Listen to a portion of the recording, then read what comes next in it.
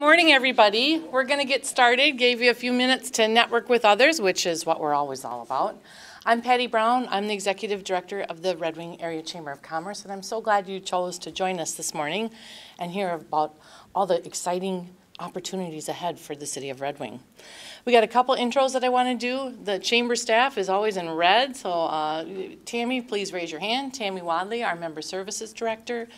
Megan Brown, our intern, our eternal intern. I think she's on her 4th stint of interning for us, which is amazing. Marion Fitchen over here is our front desk office administrator and the person that you normally talk to when you first come into contact with the chamber. If you don't know any of these people, please be sure you introduce yourselves to them. They are all about Red Wing and they want to know about your business, and they do just a fantastic job representing our city. So please be sure you get to know them. We also have some other thank yous we want to do. Merchants Bank is our sponsor this morning, so let's give a big hand to Merchants Bank. And also Mississippi National Golf Links. Let's give them a big hand for hosting us. Tom Hughes, who's standing right in front of me from the city of Red Wing. We will be airing this on Channel 6, so you can be watching that again if you want to brush up on a few points. And then, of course, the Chamber's Government Affairs Committee, led by Patty Robertson, chaired by her, so let's give them a big hand. And, of course, Mayor Bender. Let's give him a big hand. I've got just a few items I want to highlight before we begin.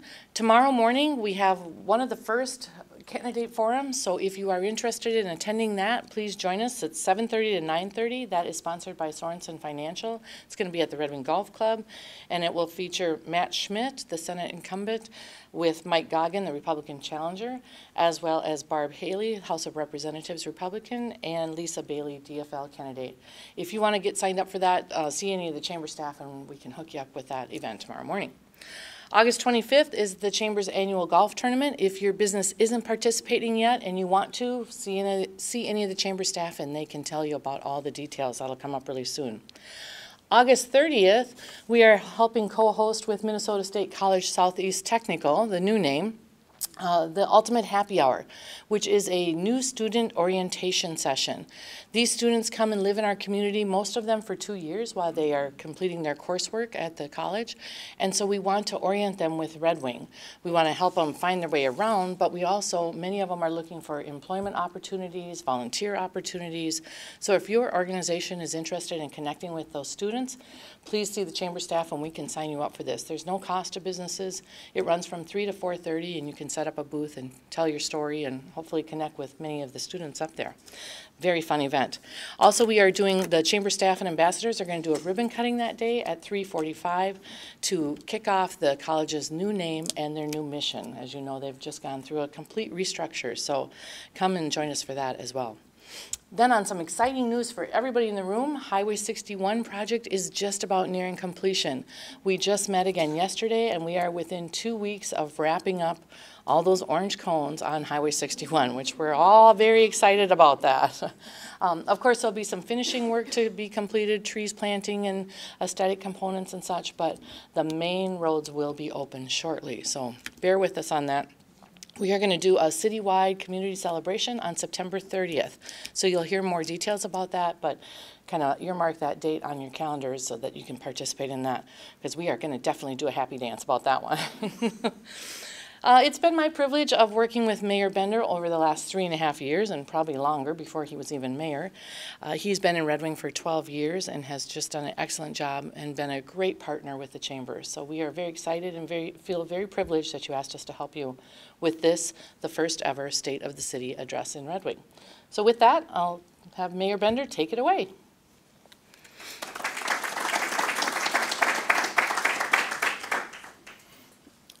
Good morning. And I would like to thank all of you for being here, so thank you. And special thanks to Patty and the Chamber for organizing this. Patty and I have been talking about doing some sort of State of the City speech, address, whatever you want to call this. And we've been planning on doing it for a long time. and pretty much all year. And here it is August, so we got around to it eventually. Mainly what I want to talk about are three things this morning. I want to talk about what's new in Red Wing. I want to talk about what's coming to Red Wing. And then I want to talk about what are the opportunities that we have in Red Wing. So we'll start with what's new. Oh, by the way, if while I get to talking, I get to doing this with the microphone, and you can't hear me, please let me know, and I'll try to continue speaking into it. Okay, what's new? Patty already talked about probably our main new thing that I first thought of. We have a new Main Street. And pretty soon you're all going to get to see it and drive down all of it and walk down all of it, and it's going to be wonderful. They told us yesterday that by the end of next week, not the end of this week, but by the end of next week, except for trees, they're done. Which means that all the street lights are going to be in. It means that all the cool stuff that's going to be there is going to be in. It's going to be all cleaned up, all opened up. You'll be able to park there again. It'll all be striped. Everything will be ready. It'll be a brand new street, and we can all enjoy it. And I hope we do. It's been a big effort over 2 years to get this done. And we've got a lot of pedestrian improvements along with the new street. It's going to be easier to get across Main Street than it ever has been. It has a whole new look and feel, new lighting, and we have a new park along that street. If you haven't been to Pollinator Park, stop there and take a look. It's really a cute little park, and it's a great little space to just stop and relax while you're walking in downtown Red Wing. So it's there to enjoy. I encourage everybody to enjoy it. Our second new thing is another street improvement, partially. We have a new levee road, which, as you all know, has been in need of repair and fixing for a long time. And along with that, we have a new riverfront trail.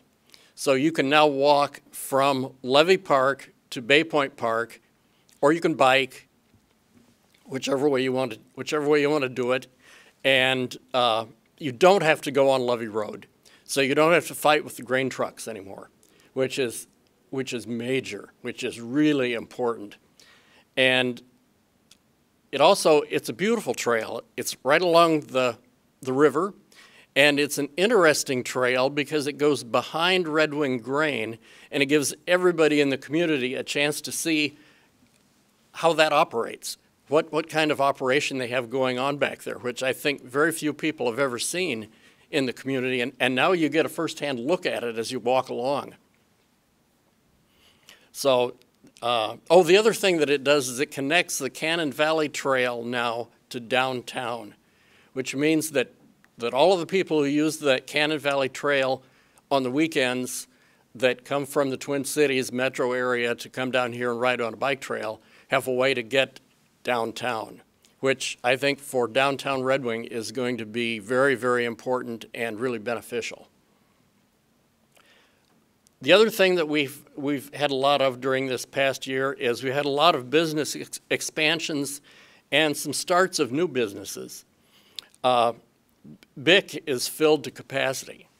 Capital Safety has added a major new section to their operation. And in fact, they've now been purchased by 3M. And they're hiring as we speak. Red Wing Aeroplane is another company that not too many people know about because they exist over in Wisconsin at the airport. But it really is a Red Wing-based company. And they do like charter jet operations. They now have on hire 70 people. So that's way up from what it used to be. And they've added several new jets. They also do all their jet servicing right here at the airport. So it's really a huge operation. If you ever get a chance to get over there and take a look at it, it's probably worth doing. I can't I can't begin to list all of the new starts and expansions of businesses, but that was 3 of them that I thought of right at the beginning. One of the things that for me was major this year as far as business startups, we now have an outdoor recreation outfitter in Red Wing. Being a person who loves to do outdoor recreation of just about any kind, I knew we were lacking in this community. You couldn't rent any kind of cross-country ski equipment. You couldn't even buy any kind of cross-country ski equipment in this town. Okay, a little story. My bicycle was breaking down. It wouldn't shift right. And it was definitely becoming a problem. And I didn't have any place to take it without taking it somewhere out of town. And I didn't have time to take it out of town someplace, and I didn't even know where to go out of town to get it fixed. This week, I brought my bicycle in at the last minute to, I guess it was on Monday, to the new bike outfitter place on Main Street. 2 hours later, I walked back over to pick it up, picked it up, and it's all ready to go, and it's working perfectly again. So if you need that kind of service in this community, it's now here. It's back here. The city has been doing some interesting work. They've been taking a look at all of the processes they go through as a city government, and they're trying to streamline every one of them. And this started as a small effort, and they decided they liked it so well that they're now doing it for everything. And I think in the future we're going to see this making a major difference in the way that city government operates and their efficiency in doing business. I think that's going to be a major new thing of the year. We also have other street improvements besides just Main Street. We've continued to do street reconstruction and street overlays as we have for the past several years. And I think we're finally getting to the point where streets are starting to look really pretty good in Red Wing. I know I've been to other communities where the streets aren't nearly as good as they are here. So I think we can be very proud of that. We also worked on sidewalk policies. What do we do about sidewalks? Where do we put sidewalks? How do we do winter maintenance on sidewalks? How do we do sidewalks in new construction areas? And this was an effort that started actually 2 years ago and has continued, and we finally got that completed this year. And I believe that it's going to help in the future in making decisions on sidewalks that will be fact-based and less controversial than we've seen in the past. We also have a new Barn Bluff plan. We've been doing a lot of works on parks over the last few years, and this year we concentrated on Barn Bluff. And what we now have is a plan for the future moving ahead as to the kinds of improvements and amenities that are going to be available at Barn Bluff. So that's another thing that we can look forward to with this new plan.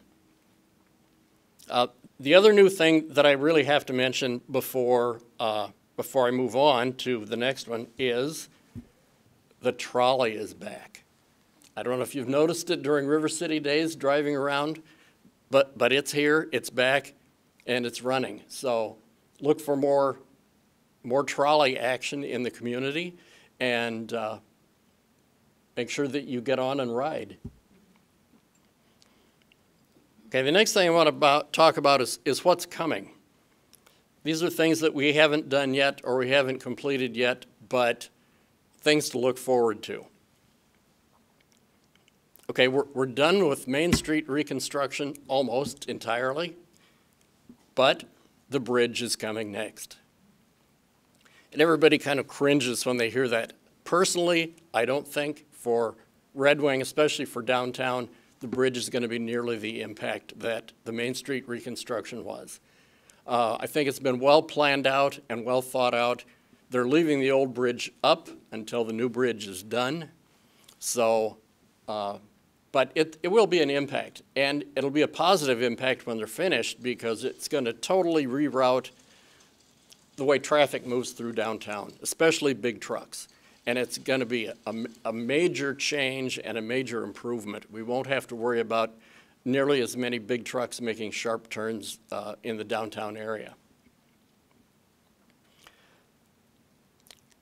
One of the other things that the city has been working on, not just the city, but a group of people that have been concerned with economic development kinds of things. I think the Chamber's been involved. I believe downtown Main Street. Arlo, I don't know, maybe VCB has also been involved in this. But they've been working on some streamlining of their processes and how they can better bring new businesses in and new startups into town and give them the assistance that they need in order to be successful. And I'm hoping that as part of this, that we're going to end up with what I've been wanting for several years for Red Wing is to have what I would call a new business concierge service, where we have people or a person who can assist a new business through all of the complex permitting and applications and financing and all of the things that you need in order to start up a new business in the community. And if we have someone who can do that and provide that kind of necessary service, I think we're going to do much better from an economic development point of view, because we'll have more small businesses that want to come to town and start up here, because it'll be much easier to do than it is now. One of the other things that's coming, and I'm not sure it's when, but we've been working for years on what we call community branding. We have, I believe, the greatest community ever here in Red Wing.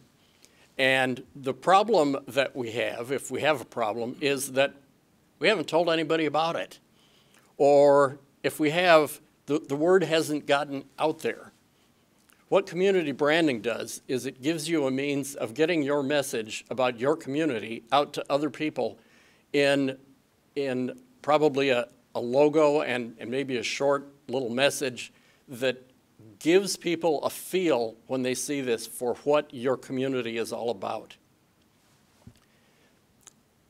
So that when they see that, they get this positive image of Red Wing and think, yeah, I see that. That's a place I'd like to go visit. Or maybe it's a place I'd like to move to and live. Or maybe it's a place where I'd like to come and start a business.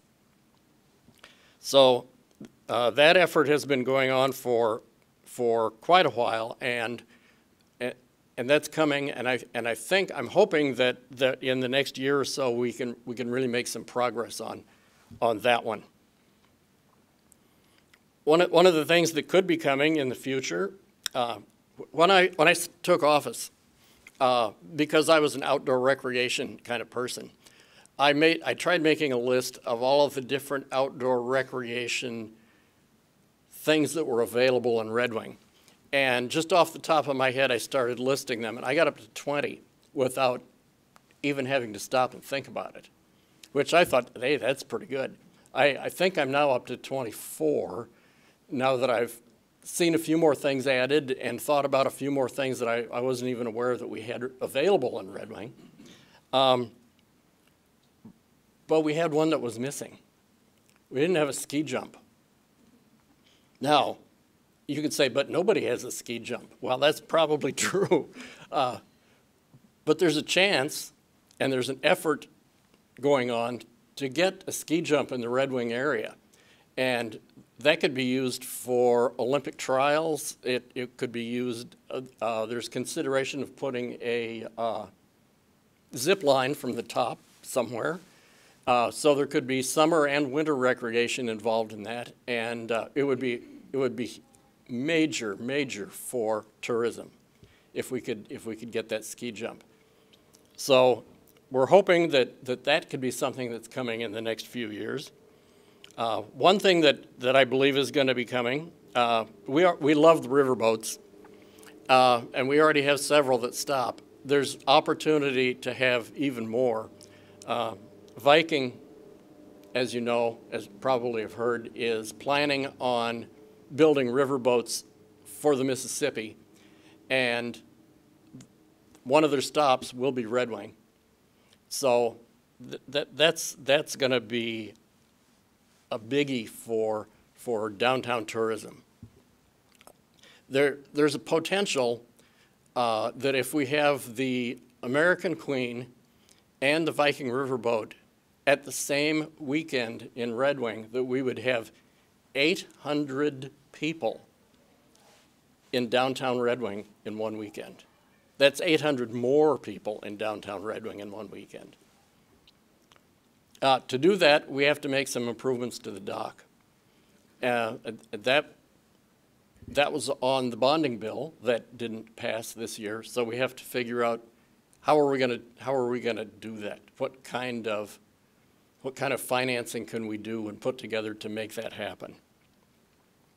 While we're on the topic of the bonding bill, the other big piece of the bonding bill was repairs to the Sheldon Theater and enhancements to the Sheldon Theater. It needs some ADA improvements in the bathrooms. It needs some floor work. There's a lot of things that it needs. It's over 100 years old, and we need to make it so it'll last for easily another 100 years. That's another thing that is coming. We just have to figure out how we can pay for it. But it needs to happen. One of the other areas of town that's beginning to be looked at a lot for redevelopment and possible enhancements is the Old West Main District. With the expansion of Kelly's and the brewery and the Bayside Tap and Steakhouse, there's just a lot of activity. Oh, and the Pottery Museum and Fiesta Cancun, and I could go on and on. There's a lot more activity down there than there has been in a lot of years. And we think that's going to be an area where it could be sort of a center in Red Wing for entertainment and tourists and restaurants and that kind of thing, and which is great. It's something that we definitely need in Red Wing. And there are some plans now. If you've seen the initial plans for the redevelopment of that area, there's some pretty cool ideas about what we can do down there. So I think that's another area that we're going to see major development or redevelopment in the future. We're also looking at and possibly getting close to doing some improvements on the Spring Creek Road intersection.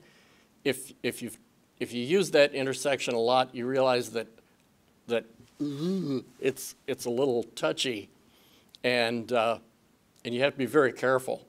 And there's no traffic light there, and there's sometimes a lot of confusing intersections, and we need to get that fixed. So I think that's an improvement that you're going to see coming in the next couple of years. Okay, now for a fun thing that's coming. There is an event that's been added to the Holiday Stroll weekend. Holiday Stroll is probably our major event for the entire area. I've talked to people at the Holiday Stroll who have come in from Chicago on Amtrak just to come to the Holiday Stroll. So this has always been, since its inception, one of the major events, and personally my favorite, of the entire community. The thing is that it ends on about 7 o'clock on Friday evening, and I think there's more opportunity there. One of the things that's going to be added to that weekend is something called the Yuletide Village Fest, which is going to look like and imitate one of those old Yuletide Christmas markets from Europe. And That's going to be coming. It's going to be starting this year on a small scale and hopefully growing. And I'm looking forward to additional things that I can do during that weekend of the holiday stroll. Okay, the next section, oh, by the way, if I leave out somebody's favorite project, I'm sorry. I put this list together myself, and I've added to it a few hundred times and massaged it many more. And if I don't mention your particular favorite project, I'm sorry. Get with me afterwards, and we can talk about that. Like I said, Red Wing is I think just about the perfect community anywhere. And every community, even the perfect ones, has some problems. Now, great communities have figured out that you don't want to call these things problems. You want to call them challenges. And really great communities have figured out how to turn these challenges into opportunities. So I think for Red Wing, this is a list of opportunities. Our first one is housing. This is actually rental housing is probably the biggest part of this problem or opportunity. It's going to require some public and private involvement in order to take care of this. But when new people come to town, suppose that Capital Safety, for example, is hiring some new workers. And when they come to town, these are probably young families with young kids. They may not be interested in or capable of, at this point, buying a home. But they are very interested in renting somewhere, and renting somewhere in Red Wing. Problem is, you can't do it. There is practically no rental property available. Our rental, I think our rental property is evaluated in terms of vacancy rate. And usually in a thriving community, you have a vacancy rate of about 4%. Maybe 5% is okay. That means that anytime you're looking for a place, there's 1 in 20 units is available for rent. Our best, highest vacancy available rent is 0.9%. And depending upon which sector you look at of rental housing, it drops as low as about 0.3%, which means that we have practically nothing available in this community to rent.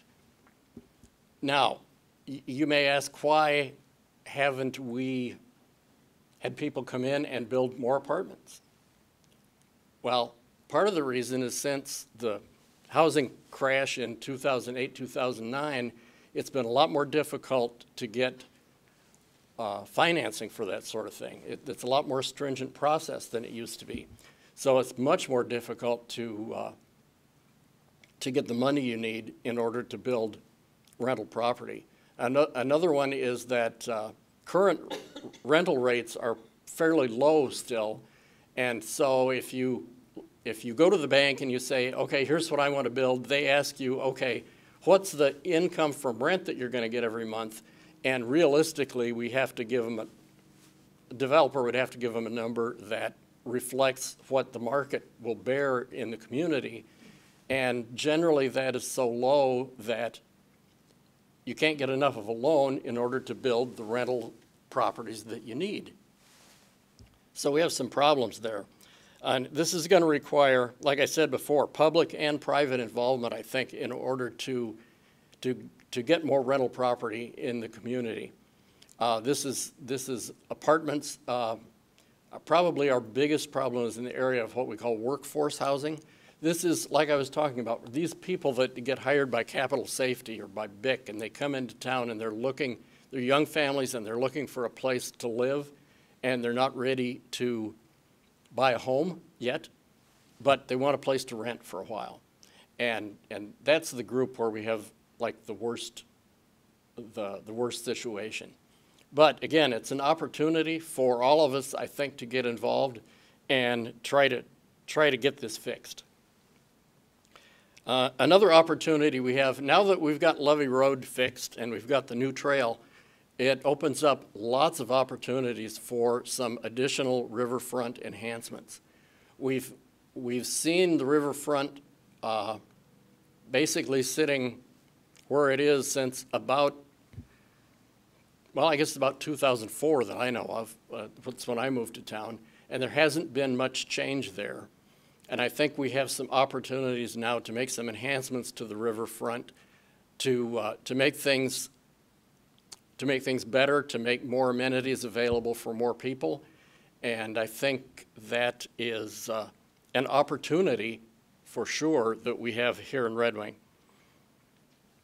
Another thing that we need to look at, and this is a little bit more serious opportunity, is that in Red Wing in the last few years, we have been blessed to have Excel in the community.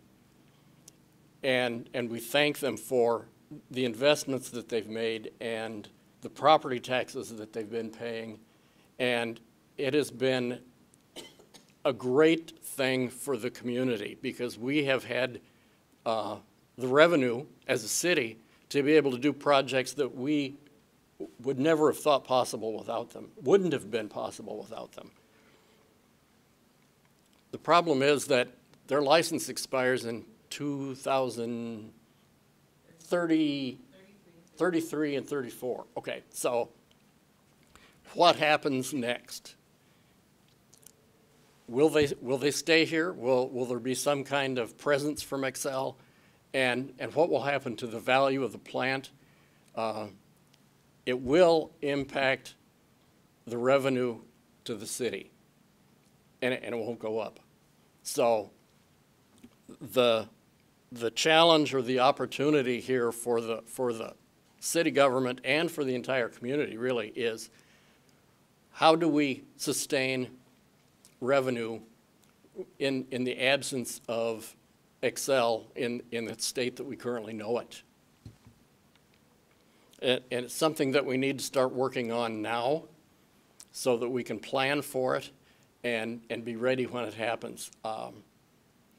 It seems like maybe that's a long ways away, but gosh, it isn't. We're talking, is that 18 years, 17 or 18 years from now? That goes really fast. Our other opportunity is in education. The school district has been in declining enrollment for a few years, which means that you get less and less money from the state. And that's been a problem. I will get into what I think is maybe some solutions for that in a couple of minutes. Another education thing that we've been working on is there's a group in town that's realized that if we could have a four-year college in Red Wing, that it would be a major economic boom to the city. If you look at the economic development potential for communities that have four-year colleges as opposed to those that don't, it's pretty staggering. So if we could do this and we could get a four-year college, that would be something that's a major game changer for the entire community of Red Wing. There are several people that have always thought of Red Wing as a college town. It just happens to be a college town that doesn't have a four-year college in it. So there's work going on to do that. I'm hoping that they're very successful. It's an opportunity for us to really do some significant better things in the community. One of the education things that I really want to mention that's going on to improve the entire process is a program called Every Hand Joined. Is there anybody here who has not heard of that? Okay, so I'm sort of preaching to the choir here. This is a great effort to make sure that kids are ready for school, that they have what they need during school to continue to be successful, and that they, after they've graduated, that they can get the kinds of jobs they need and stay in the community and be successful people. And it's a very big program. There's a lot to it, and talk to Charlie Nelson if you want to see more, or if you want to hear more about that. One of the other opportunities that we have, lately I've seen, I believe, better things going on downtown from an economic development point of view. It seems like there's more people down there. It seems like there's more stores that are open. We've got, I think, 3 new businesses starting up this summer, and this is great. The opportunity here is, how do we sustain this downtown vitality? How do we keep this going? We know that we like a vibrant downtown. At least I do. I like to shop down there. I like to be downtown. It's a great downtown. It's historic, and it looks great, and it feels wonderful. So how do we keep this going? Well, I do have an idea. We've got this housing thing I talked about, and we've got the declining enrollment in education, kindergarten through high school. And we want to sustain downtown economic vitality. We need a push in this town to redevelop second and third floors above stores into really cool apartments, maybe loft style or something like that. Studies have shown that a lot of the younger people that move to a community really are seeking rental spaces in the downtown. So if we could develop apartment units in some of these buildings downtown, one, we've got more rental property available for the kinds of people who like to live there. Two, they're going to have kids with them or soon, once they've moved here, and that's going to increase the enrollment in the school system, which is going to take care of some of those funding issues. And three, because they're living downtown, it's going to jumpstart or continue economic vitality in the downtown area, because you've got more people who need services of different kinds right downtown. So that is my suggestion. It's my hope that Red Wing can figure out a way to do that. I think it's going to be part of a solution to a lot of the issues that we're looking at right now. Another one is workforce development. We need to make sure that through our education system, we've got people who are ready to go to work in the kinds of jobs that we have available here in Red Wing when they graduate.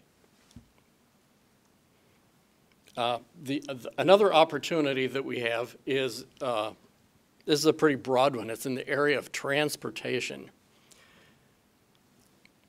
We are working, I'm not sure working on is the right term, we're discussing the need and the status of high-speed rail in the community. There's a plan on paper to have high-speed rail between the Twin Cities and Chicago. And part of that plan says that its first stop would be in Red Wing, which is wonderful. That's going to increase the number of passengers that we have. It's going to increase the tourism in the community, and it's just going to increase development, economic development in general. It's a long ways away, and it requires a lot of federal money. And anything that requires that takes a long time to get going. So don't look for that this year. I would say probably won't see it next year either. But it's something that is being discussed. Part of that plan, and the same group is saying, okay, in the interim, if we can't have high-speed rail, could we at least get a second Amtrak train? Amtrak's pretty full when it makes its run to and from Chicago from here. And sometimes it doesn't arrive on time. I think those of you who've been on the train have probably noticed that. Coming from Chicago, it's almost always on time, but coming across North Dakota, it gets slowed down, and so that by the time it gets here, it's often late. If we had a second Amtrak train that would only run between St. Paul and Chicago, so that it would leave St. Paul and it would always be here on time, and then you'd get to Chicago on time, and coming back it would probably be on time also.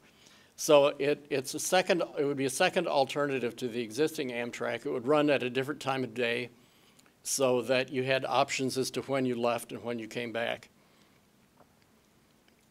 That one has more promise, I think, in the short term. I still think it's probably 2 years before we'd see anything at all, but I believe that there's more potential there for immediate change than there is in high-speed rail. One of the other things that I think I've heard about this since I moved here. We're probably the largest community in Minnesota that doesn't have a 4-lane highway in and out of town. It goes partway out of town and then it sort of turns into a 2-lane.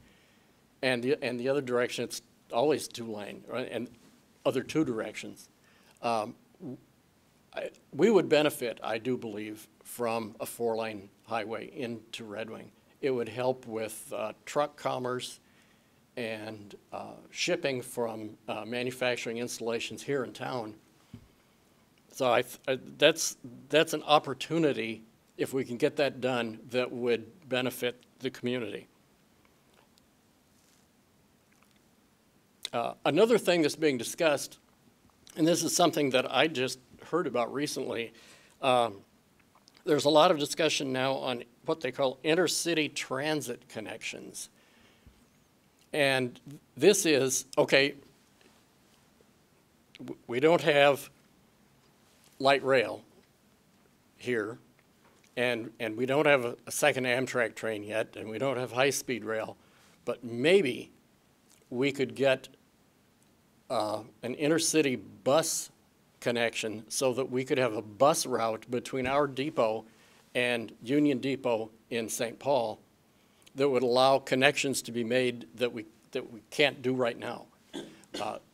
So people who are commuters to work, people in the metro area, and people who just want to go like to the mall but don't want to drive,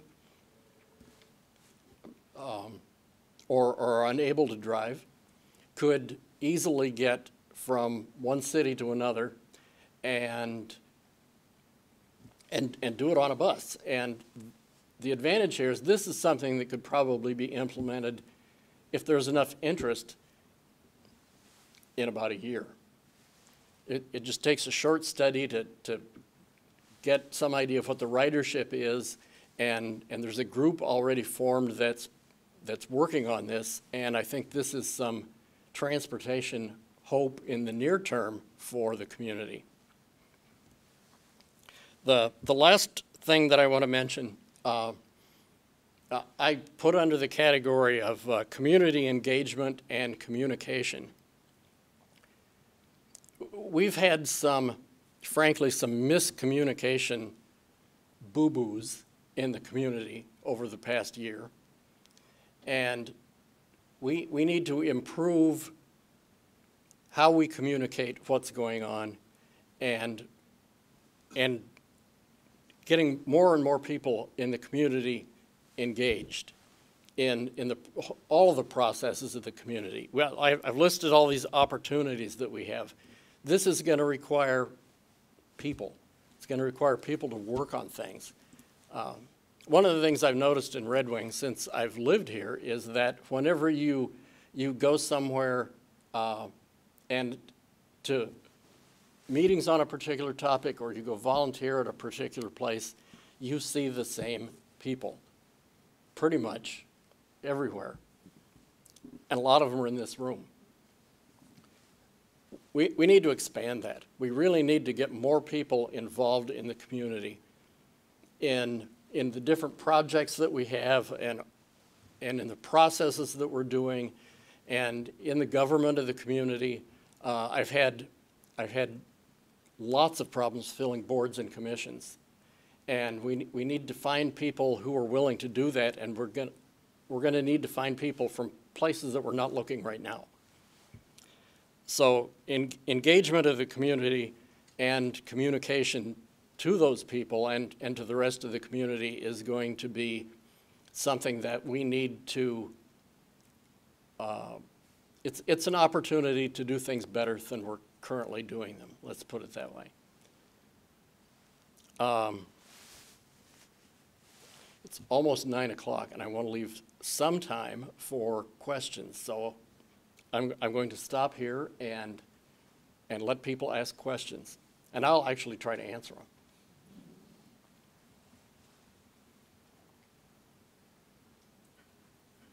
Yeah, Bonnie.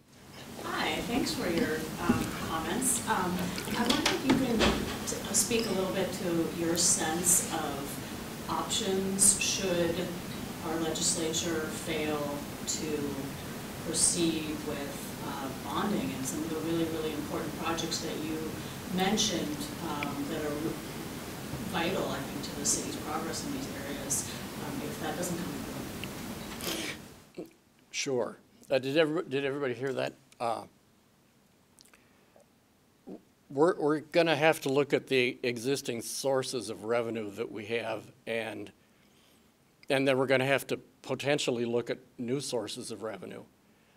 We could perhaps do some of our own local bonding through community municipal bonds to finance part of that. That may be necessary to get some of those projects done. I hesitate to bring up the topic of community sales tax. That did not go over well the last time it was brought up, but it may get to the point where in order to get things done like getting the Sheldon to be in the state that it needs to be, that we need to take a look at doing that again. So that's a couple of options. But we really do need to figure out how we're going to do that. That in my mind, that has to be done.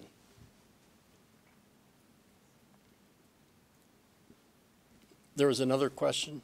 Yes. Any thoughts on the impact if they did eventually get rapid transit light rail? What would be the impact on Amtrak? Okay. I think we would need to do some studying to figure out why do people ride Amtrak now?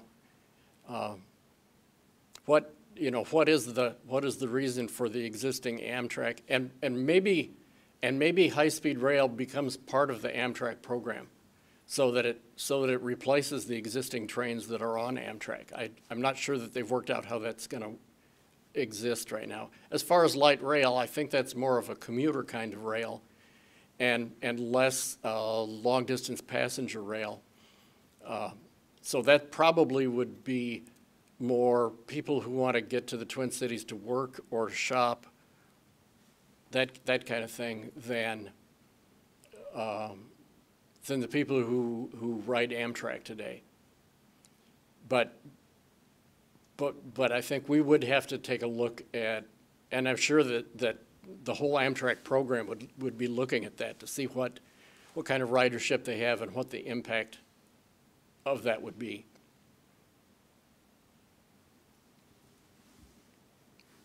Other questions? Nothing else? Well, thank you for listening, and I hope that this is what you, whether or not it's what you wanted to hear, I hope it's some of what you needed to hear, and thank you very much.